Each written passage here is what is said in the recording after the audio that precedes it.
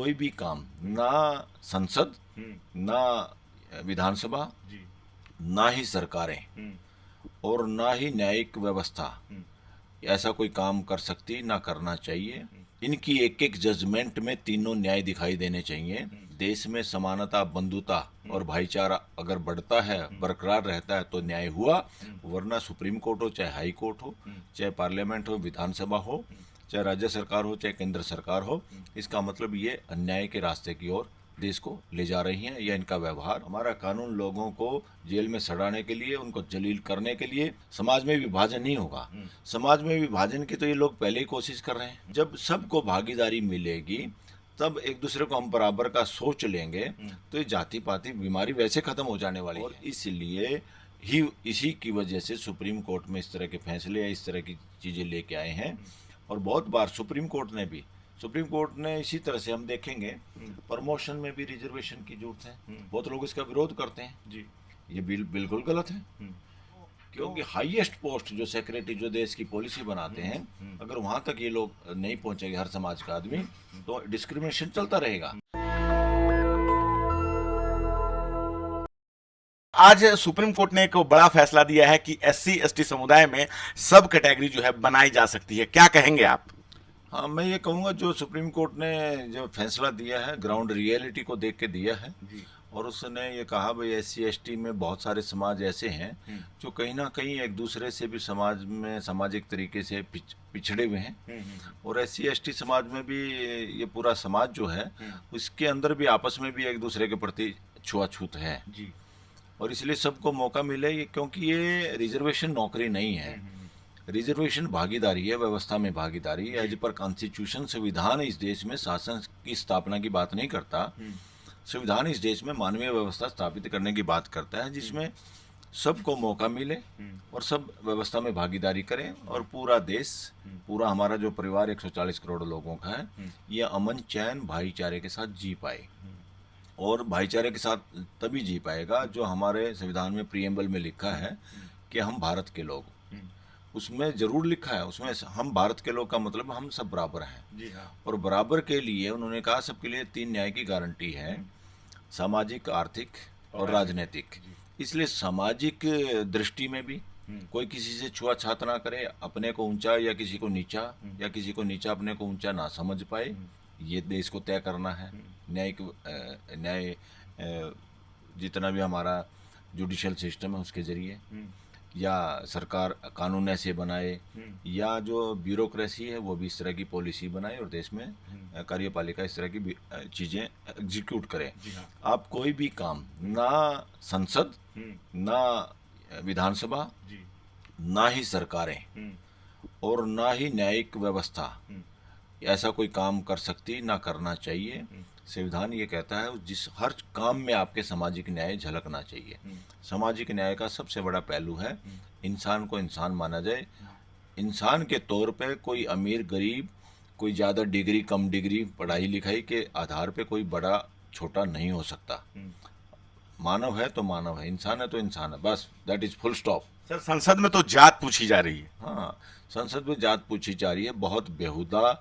ये मैंने देखा, मैंने भी पार्लियामेंट की वो डिबेट देखी है, जिसमें मिस्टर ठाकुर जो उनके मंत्री हैं, क्या मंत्री हैं कि नहीं है मालूम नहीं जी, अभी नहीं सर। हाँ, तो उन्होंने जो बयान दिया है वो बयान नहीं देते, वहाँ कोई बयान देने का रिवाज ही खत्म हो गया। Independence of member of parliament है ही नहीं। और खासतौर में सत्ता पक्ष में जो लोग हैं, इनके तो किसी एमपी की कोई औकात नहीं है कि कोई इंडिपेंडेंटली बोल पाए, विचार व्यक्त कर पाए।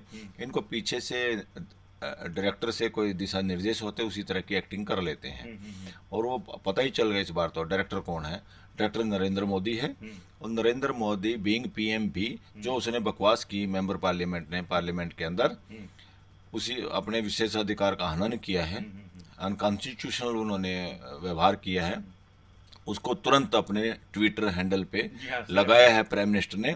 प्राइम मिनिस्टर ने कंटेम्प्ट की है, contempt of the prime minister office.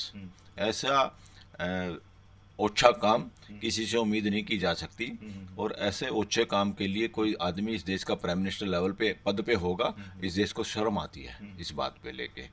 दूसरा, जैसे बताया कि आर्थिक न्याय, जी हाँ। आर्थिक न्याय में सबको अपॉर्चुनिटी मिले, मगर इस देश में आर्थिक अन्याय हो रहा है क्योंकि असमानता बढ़ती जा रही है। किसी के पास सारी आधे देश के बराबर पैसा पूंजी है, बाकी लोग इतने गरीबी रेखा से नीचे हैं, और कितने लोग निःशुल्क राशन के भरोसे हैं देश के लोगों, उसको वो डिग्निफाइड लाइफ नहीं है ये। तो इसका मतलब ना तो पार्लियामेंट ऐसे कानून बना पाई, ना कार्यपालिका ऐसी पॉलिसी ला पाई, और ना ही न्यायिक व्यवस्था इस देश के लोगों को आर्थिक न्याय दे पाई। मैं क्लियर इस बात को करना चाहता हूँ। सुप्रीम कोर्ट के फैसले जजमेंट से कोई लेना देना नहीं देश को। इनकी एक एक जजमेंट में तीनों न्याय दिखाई देने चाहिए, आर्थिक, सामाजिक और राजनीतिक न्याय। और इन तीनों का टेस्ट क्या है, आधार क्या है, कैसे परखें कि न्याय हुआ कि नहीं हुआ। वो ये है, अगर इन तीनों के बाद देश में समानता, बंधुता और भाईचारा अगर बढ़ता है, बरकरार रहता है, तो न्याय हुआ। वरना सुप्रीम कोर्ट हो, चाहे हाई कोर्ट हो, चाहे पार्लियामेंट हो, विधानसभा हो, चाहे राज्य सरकार हो, चाहे केंद्र सरकार हो, इसका मतलब ये अन्याय के रास्ते की ओर देश को ले जा रही हैं, या इनका व्यवहार अन्यायकारी है, न्यायकारी नहीं है। इसी तरह राजनीतिक न्याय में देखिए आप, राजनीति में कैसे पार्टी बाजी और कैसे पार्टियां तोड़ने का रिवाज इस देश में। पूरे देश के युवा और खास बुजुर्ग और सिंसियर सिटीजन सारे के सारे शर्माते हैं जब इस तरह का काम नंगा नाच पॉलिटिक्स में इस देश में हो रहा है। और बड़ी बात तो ये है कि पॉलिटिक्स के अंदर इस तरह से बदले की भावना, हमारी न्यायिक व्यवस्था बदले की भावना पर आधारित नहीं है।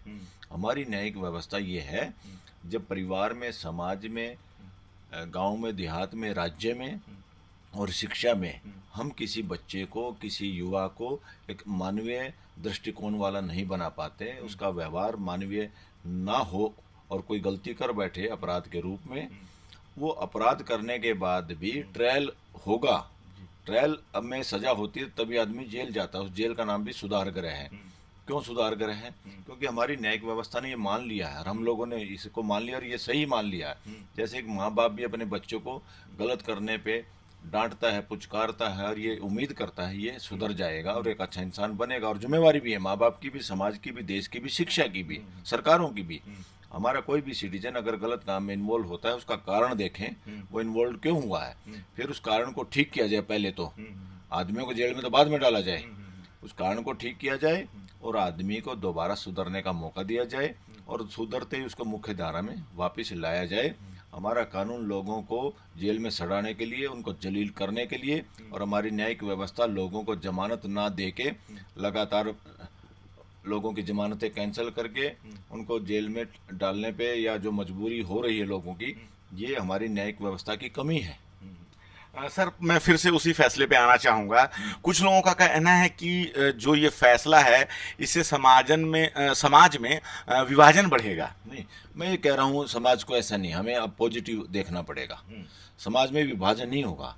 समाज में विभाजन की तो ये लोग पहले ही कोशिश कर रहे हैं। जो लोग रिजर्वेशन के विरोधी हैं वो तो कहते हैं इससे समाज में जाति पाति बढ़ रही है और फलाना है। उसके बावजूद भी लोगों को इक्वल हिस्सेदारी या भागीदारी नहीं मिल रही देश के लोगों को। इससे कुछ नहीं होगा। हम हर समय स्वीकार करना चाहिए, ये देश सभी लोगों का है, सभी समाजों का है। जब सबको भागीदारी मिलेगी तब एक दूसरे को हम बराबर का सोच लेंगे तो ये जाति पाति बीमारी वैसे खत्म हो जाने वाली है। बहुत सारी हुई भी है और बहुत सारी खत्म होने की अभी जरूरत है। तो समाज का कोई वंचित वर्ग अभी भी ये ना समझे, हालांकि जिम्मेवारी सरकारों की थी। क्यों इतने दिन 75-80 साल हो गए तब भी हमें सुप्रीम कोर्ट से इस तरह का फैसला लेने की जरूरत पड़ती है, सुप्रीम कोर्ट के सामने आना पड़ता है कि SC/ST समाज में सब बाइफर्केशन होनी चाहिए। आने की जरूरत ही नहीं थी। इसका मतलब ये है कि सरकारें सही काम नहीं कर रही, सिस्टम सही काम नहीं कर रहा। होना तो ये चाहिए था खुद समाज ही सामने आते कि इस देश की व्यवस्था में इस देश के हर नागरिक को अपॉर्चुनिटी है और इस देश का हर नागरिक दूसरे नागरिक को अपने जैसा भाई बहन समझ रहा है और इस देश का हर नागरिक जब चाहे उसको अपॉर्चुनिटी, व्यवस्था में भागीदारी मिल रही है और समाज होमोजीनस टाइप का हो गया है। हर समाज के लोग उसमें हैं और समाज हमारा इन चीज़ों से अब ऊपर उठ गया। होना तो ये चाहिए था। 80 साल के बाद हो रहा है उल्टा। इसका मतलब क्या हो रहा है? काम नहीं कर पा रही सरकारें, काम नहीं कर रहा सिस्टम। अभी देश में मानवीय व्यवस्था है, अभी देश में जुगाड़ की व्यवस्था है, सिफारिश की व्यवस्था है, भ्रष्टाचार की व्यवस्था है और आदमियों में भेदभाव की व्यवस्था है। अभी मानवीय व्यवस्था बाकी है देश में लागू करना, और इसलिए ही इसी की वजह से सुप्रीम कोर्ट में इस तरह के फैसले या इस तरह की चीज़ें लेके आए हैं। और बहुत बार सुप्रीम कोर्ट ने इसी तरह से हम देखेंगे प्रमोशन में भी रिजर्वेशन की जरूरत है। बहुत लोग इसका विरोध करते हैं जी। ये बिल्कुल गलत है। क्यों? क्योंकि हाईएस्ट पोस्ट जो सेक्रेटरी जो देश की पॉलिसी बनाते हैं, अगर वहां तक ये लोग नहीं पहुंचेंगे हर समाज का आदमी, तो डिस्क्रिमिनेशन चलता रहेगा। इसीलिए तो एक इसी अपोजिशन बात को लेकर भी राहुल गांधी ने संसद में फोटो भी दिखाई थी, जिसमें वो कह रहे थे कि जो ये हलवा बनाया जा रहा है, हाँ। सही दिखाई थी, और ये गलत हो रहा देश में। ये नहीं होना चाहिए। हमें शर्म आती है आज के दिन भी अगर हमें इस देश के समाज के हर आदमी को, हर तरह का आदमी दिखाई ना दे, हमारा देश असली ना दिखाई दे, तो ये गड़बड़ है, ये ठीक नहीं है देश के लिए। और कितने साल में वेट करेंगे? अरे हमारे जीवन काल में हो जाना चाहिए था, हम बचपन से लेकर बूढ़े हो गए हम भी। तो हमें ये लगना चाहिए था। अब हम चाहते हैं हमारे बच्चे जब हमारी उम्र में आए, कम से कम वो इस तरह की नॉनसेंस इस देश में ना देखें। हर समाज का आदमी हर फ्लावर जैसे बाग बगीचे में होता, हमारे देश का हर आदमी हर जगह पे होना चाहिए। किसी एक को भी ये नहीं लगना चाहिए कि कोई सिस्टम को कैप्चर किए बैठा है या कोई कब्जा किए बैठा है। और सब में फिर अपने देश के प्रति भावना, अपने देश के सब लोगों को अपना परिवार का हिस्सा माने, और ये देश एंजॉय करे, फले फूले, और देश के युवा इधर उधर ना भटकें। कोई रूस में जा रहा है, कोई ऑस्ट्रेलिया जा रहा है, कोई कनाडा जा रहा है, कोई बेच के जा रहा है। क्यों बाहर भागना पड़ रहा है? क्योंकि यहाँ सिस्टम नहीं काम कर रहा। बिल्कुल सर। सर एक सवाल है कि संसद के प्रांगण में जो इंडिया गठबंधन के लोग हैं, वो बिहार में 65% आरक्षण को जो है SC ST OBC को 9वीं अनुसूची में डालने के लिए सर वो प्रदर्शन कर रहे हैं, जो कि हाईकोर्ट ने वहां रद्द कर दिया था। क्या कहेंगे आप, ये होना चाहिए या नहीं होना चाहिए? ये होना चाहिए, और वो सही कर रहे हैं। 65 नहीं, फालतू होना चाहिए, बल्कि 65 क्यों कर रहे हैं? उनको 85 की बात करनी चाहिए। सर 9वीं अनुसूची में डालने के लिए ऐसा क्यों करें? 9वीं अनुसूची में डालने के बाद ये सुप्रीम कोर्ट और ये कोर्ट में दखल नहीं दे सकती उसमें, उसके नाम पे। क्योंकि हम ये सवाल इसलिए पूछ रहे हैं सर कि कई जो आम जनता है वो नहीं जानती इस बात को। फिर फंडामेंटल राइट के नाम पे वो इनको इधर तोड़ मरोड़ नहीं सकती हाई कोर्ट और सुप्रीम कोर्ट। फिर उनके लिए ये खुला नहीं है, वो कुछ नहीं कर सकते। फिर इसमें भाई ये सामाजिक न्याय के लिए बहुत जरूरी है, देश के लिए बहुत जरूरी है, डायरेक्टिव प्रिंसिपल के तहत बहुत जरूरी है। सर आप जो है अभी प्रशासन के कुछ ऐसे फैसले आते हैं जिससे एक बहुत बड़ा विवाद छिड़ जाता है। अभी यूपी में हुआ था नेम प्लेट विवाद, आपने उसके बारे में काफी कुछ सुना है, जाना है। क्या लगता है आपको, इस तरह के जो प्रशासन फैसले देता है वो क्या मंशा रहती होगी? ये है देश को बैकवर्ड और उल्टी दिशा में ले जाने वाले लोग, और इस देश को आगे बढ़ाना है ताकि इस देश के लोग, जो यंग पीढ़ी सपना देखती है कि ये देश किसी संप्रदाय की बपौती नहीं है। संप्रदाय तो तब आते हैं, संप्रदायों की भी ड्यूटी क्या है? हिंदू, मुसलमान, सिख, ईसाई, क्रिश्चियन, ये सब क्या है? बौद्ध, इन सब का टारगेट क्या है? इन सब का टारगेट है आदमी को, मानव को एक अच्छा मानव बनाना। अब ये कितना बना रहे हैं? इसका मतलब ये फेल हुए हैं, इनका ऑडिट करने की जरूरत है। चाहे मुसलमान हो, चाहे हिंदू हो, सो कॉल्ड क्रिश्चियन हो, सिख हो, ईसाई हो, बौद्ध हो, सब में ये देखना पड़ेगा इस तरह के सांप्रदायिक लोग या उनकी जगह स्थान संस्थाएं क्या काम कर रही हैं, देश में भाईचारा कितना बढ़ा पा रहे हैं, ये कितना योगदान दे रहे हैं, तब इनको अलाउ करना चाहिए। वरना इनकी नकेल कसनी पड़ेगी, इनके नाक में नाथ डालनी पड़ेगी। आप रिलीजन के नाम पे देश को मूर्ख नहीं बना सकते। रिलीजन के नाम पे जितने रिलीजियस ठेकेदार हैं, ये संविधान के खिलाफ ना बोल सकते, ना देश को गुमराह कर सकते। बहुत सारी जगह ये लोग गुमराह कर रहे हैं, संविधान कुछ और कह रहा है, ये कुछ और कर रहे हैं, और मानसिक गुलाम अभी तक ये देश बना हुआ है। मानसिक गुलामी जब तक नहीं निकलेगी, देश असली आज़ाद नहीं होगा। असली आज़ाद तभी होगा जब इस तरह की बेहुदी बातें करने, अनरियलिस्टिक, वास्तविकता पे आधारित नहीं, बस मान लो, वैसे मान लो, क्यों मान ले भाई?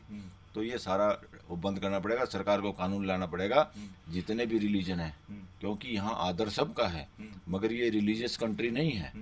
तो जितने रिलीजन हैं सबका ऑडिट करना चाहिए कि लोगों के बयान या किस तरह की शिक्षा का प्रचार प्रसार कर रहे हैं। लोगों को साइंटिफिक टेम्पर का बनाने की ड्यूटी है संविधान की, संविधान डायरेक्शन देता है, वो नहीं बने तो ये कौन लोग हैं जो हमारे लोगों को अभी भी ढोंग में डाल रहे हैं? इनके खिलाफ एक्शन होना चाहिए। जितने भी लोग हैं, जितने भी कर्मकांडी हैं, वो किसी भी रिलीजन के लोग हों और कोई भी प्रचार प्रसार करने वाला, उन पे जांच नज़र रखनी चाहिए और जरूरत पड़े तो उनको कानून के कटघरे में खड़ा करने की जरूरत है। सर एक आखिरी सवाल, एडीआर की रिपोर्ट आई है और उसने साफ साफ कहा है कि 538 सीटों पे जो है वोटों की वोट कुछ पड़े हैं और गिनती कुछ हुई है। क्या कहना चाहेंगे जब से आपने ये खबर पढ़ी है? इसलिए मेरे को तो शर्म आती है एज एन एडवोकेट भी कि देश की हाई कोर्ट और सुप्रीम कोर्ट क्या कर रही हैं। ये सुप्रीम कोर्ट ने अभी भी वो रिव्यू डिसमिस कर दिया उसका, जो ईवीएम मशीन की गड़बड़ की बात थी। इनको करना चाहिए था, वो बुलाना चाहिए था भाई ये वोटों में फर्क क्यों आया था, उसका हिसाब पूरे देश के सामने करना चाहिए था। अब जब संस्थाओं की सुनवाई सुप्रीम कोर्ट में नहीं है तो लोग क्या समझेंगे? तो रॉन्ग मैसेज जाता है, इससे धराशायी होती है और न्यायिक व्यवस्था को बचाने की ड्यूटी एक एक जज की है जो उन कोर्टों में काम करते हैं, चाहे हाई कोर्ट हो चाहे सुप्रीम कोर्ट हो। और अगर उसकी साख गिरती है तो ये लोग जिम्मेवार हैं और यही कंटेम्प्ट ऑफ कोर्ट है। और एडीआर ने जो कहा सही कहा है। मैं तो पहले से ही कह रहा हूँ, ये सरकार चोरी चकारी से बनी हुई सरकार है।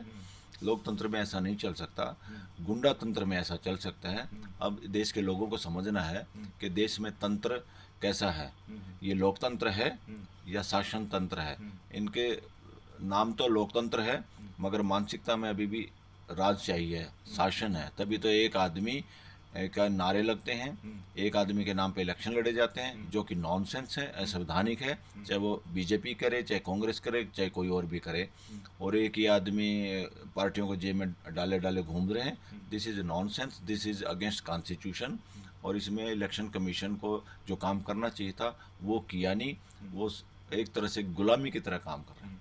सर सरकार ने जो एक फैसला लिया है कि आरएसएस की बैठकों में सरकारी कर्मचारी भाग ले सकते हैं, ये कितना सही और कितना गलत है? ये बिल्कुल गलत किया, क्योंकि आरएसएस हिंदू राष्ट्र की बात करता है और हमारा संविधान धर्मनिरपेक्ष की बात करता है। या जब इंडिया बना था वो इसलिए नहीं बना, जब इंडिया बना तो पाकिस्तान धर्म के आधार पर बना था, इंडिया हिंदू राष्ट्र नहीं बना था। इंडिया फिर भी ये था कि मानवता का राज्य है और मानवता किसी हिंदू मुसलमान सिख ईसाई की बपोती नहीं है। मानवता इनसे आगे की चीज़ है। ये सब रास्ते उधर ले जाने के लिए हैं मगर ये रास्ते बहुत छोटे पड़ रहे हैं, ये दिखाई नहीं दे रहे हैं कि पूरी मानवता को अपने अंदर आत्मसात कर सकें। इसलिए ये फैसला इस देश में कोई हिंदू राष्ट्र बनाने की बात करेगा और फिर उस की मीटिंग में जाने की इजाज़त दी जाएगी सरकारी कर्मचारियों को। ये सरकारी कर्मचारी जहरीले हो जाएंगे, पोल्यूटेड हो जाएंगे। इनको इस पोल्यूशन से बचाना जरूरी था। जो काम ये किया है, this is nonsense, this is against the constitution. तो आपने सुना बलराज मलिक साहब को, जिन्होंने आज जो सुप्रीम कोर्ट में फैसला आया है कि SC/ST समुदाय के लिए जो सब कैटेगरी बनाई जा सकती है, तो उनको इन्होंने कहा कि ये पहले हो जाना चाहिए था। और भी कई मुद्दों पे इन्होंने बात की। क्या है आपकी राय इस पूरे बातचीत पे? आप अपनी राय हमें कमेंट बॉक्स में जरूर बताएं। मैं रंजय कुमार, कैमरामैन आशीष के साथ, नेशनल दस्तक। धन्यवाद। नेशनल दस्तक की आपसे गुजारिश है कि अगर इसको बचाना चाहते हैं तो नेशनल दस्तक को सब्सक्राइब करने के लिए रेड कलर के सब्सक्राइब बटन को दबाएं, फिर बेल आइकन की घंटी दबाएं। नेशनल दस्तक को बचाने के लिए बहुत जरूरी है कि हर खबर को शेयर करें, लाइक करें, कमेंट जरूर करें।